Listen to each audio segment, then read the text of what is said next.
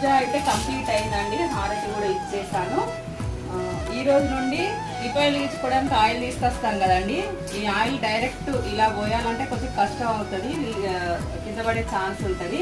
అప్పుడు మనం ఏం చేయాలంటే, ఇది ఏం బాటిల్ అంటే కొబ్బరి నూనెకి వచ్చిన బాటిల్ అండి. కొబ్బరి నూనె అంతా అయిపోయాక దీన్ని క్లీన్ చేసేసి పెట్టుకున్నాను. ఇప్పుడు నేను ఏం చేస్తానంటే దీంట్లో ఆయిల్ వేసేసుకుంటాను. ఆయిల్ వేసేసుకొని వేసేస్తానండి. అప్పుడు మనకి లీకేజ్ కాదు. ఎక్కడికైనా మనం బ్యాగ్లో పెట్టేసుకుని టెంపుల్కి వెళ్ళినప్పుడు ఎక్కడికైనా వెళ్ళినప్పుడు కూడా మంచిగా జాగ్రత్తగా వేసేసుకొని దీపం వెలిగించుకోవచ్చు. ఇప్పుడు